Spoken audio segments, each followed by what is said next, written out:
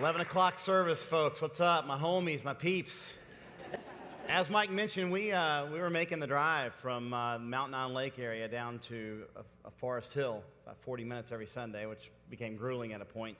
But it's funny to hear Mike give this sermon. I heard that David Chadwick give this sermon, the great pastor at Forest Hill, about 12 years ago. And you got to think about the impact that Forest Hill has had since then. He brought the idea up, we're going to start a new church. And we were like, okay, where are we going to do that? And they did this map, the real estate map you see in the paper. That's exactly what they did.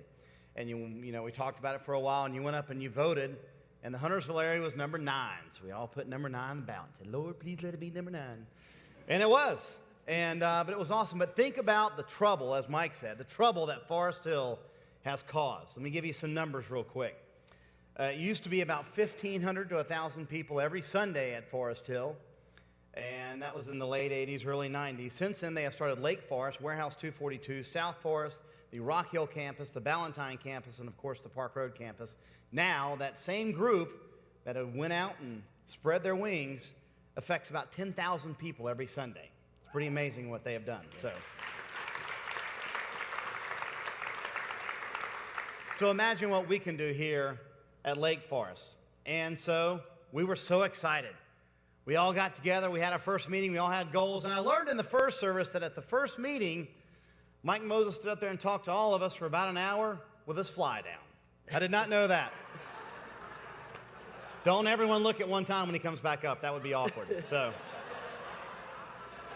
he's all good now, I think. You good? I'm good. All right, good. Good. He didn't know until afterward till Angie pointed it out to him. So none of us, I didn't notice either, thank goodness. So anyway. We had goals. We wanted to get out of the bowling alley, you know, because it was smelly in there, and so we had to get out of there. And we wanted to get out of Kate's, wanted to get to the Y and get out of the Y, and then we wanted to build our own building. We did all that. It was fun because we all had goals. We did it together. But in essence, we're all little kids, aren't we? And all of a sudden, the shiny new toy loses its luster, and you start going, what about me? It's not serving me. The sermon isn't serving me. He doesn't sound like David Chadwick. When's he going to sound like David Chadwick? When's the music going to sound like something we like? And that was pre-Kyle Diller days and Tracy Grubb days. So thankfully they took over and it sounds awesome now. We used to play this little game and we played it with other couples. So those of you in here know your blame. If you played the game at Kate's Skating Rink too, you tried to get your hiney in the seat in the 15 seconds between when the music ended and Mike started talking. That was the goal every Sunday. And fortunately now we don't have to do that. We have an awesome worship leader in Kyle Dillard, and we're blessed to have that. But it was all about me. It wasn't serving me. And there were a lot of people that fell into that. And the culmination for my wife Andrea and I was our son's 9th birthday party. And I was standing at my sink with Mike Moses, and I said, Mike, we're leaving Lake Forest. I'm sure Mike was disappointed. I'm sure he was pretty upset.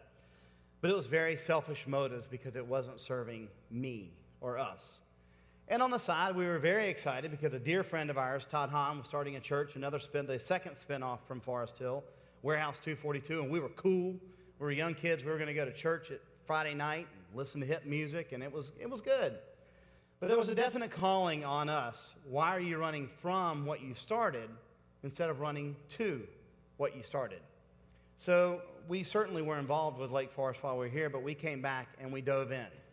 My wife became the assistant church secretary. She was the head of women's ministry.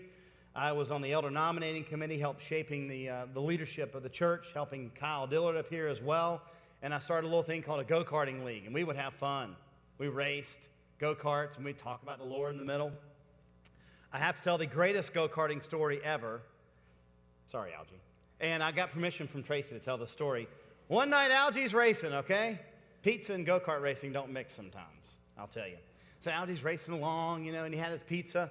Algie proceeds to throw up in his helmet. Now, most of us probably would have hit the brakes and said, I'm done.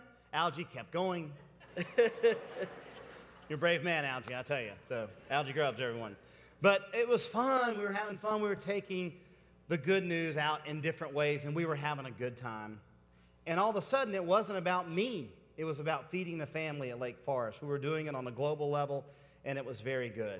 And then we took it to the next level, inviting some friends who we've been bugging forever. My best friend from college, and his wife just absolutely refused to come to church. Way too many questions about how that whole religion and Jesus thing goes down. And my friend had, given up on church, but not given up on God. and we offered to give them a ride all the way from Winfield over to this building. And they finally came, and now they are healthy, growing Christians right here at Lake Forest. And even on a more intimate level, for me recently with a friend of mine going through a divorce, seeing him at a low point and seeing him change every day is so impactful. There is nothing that will recharge, refresh, and ignite your own faith than that. So we played the selfish game, all about me, and we found out it was all about ourselves. And you're shocked to learn that when you stop doing that, it doesn't become about you, it actually helps you. And the person you help is yourself when you stop worrying about what you're getting out of it. So I'm here to tell you that we have no doubt had the privilege of participating in Jesus' Great Commission by not only starting a church, but also doing it one-on-one. And starting a church is a challenge. It's not always fun, and there are bumps in the road. But if you seek and seize that opportunity, the person that will grow through that winds up being you. I promise you that. Have a great Sunday, everyone. Here's Mike.